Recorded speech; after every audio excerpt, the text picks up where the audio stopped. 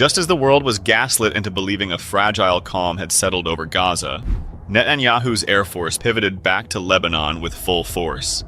In response, the Italian streets look like a war zone of civil disobedience.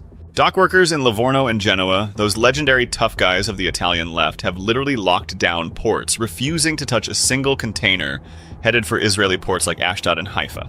There are reports of Israeli ships turning back into the Mediterranean because the workers simply shouted, "We don't want you here," and walked off the job, leaving hundreds of millions of dollars in cargo stranded.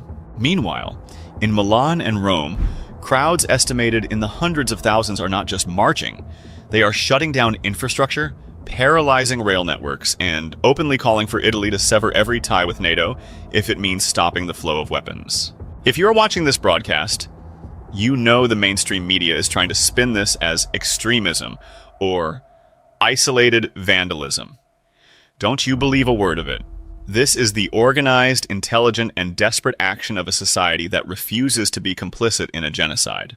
Before we dive deep into the history of Italy's fiery romance with Palestinian solidarity, the flotilla movements, and the 43% of Italians demanding an economic boycott on the occupation.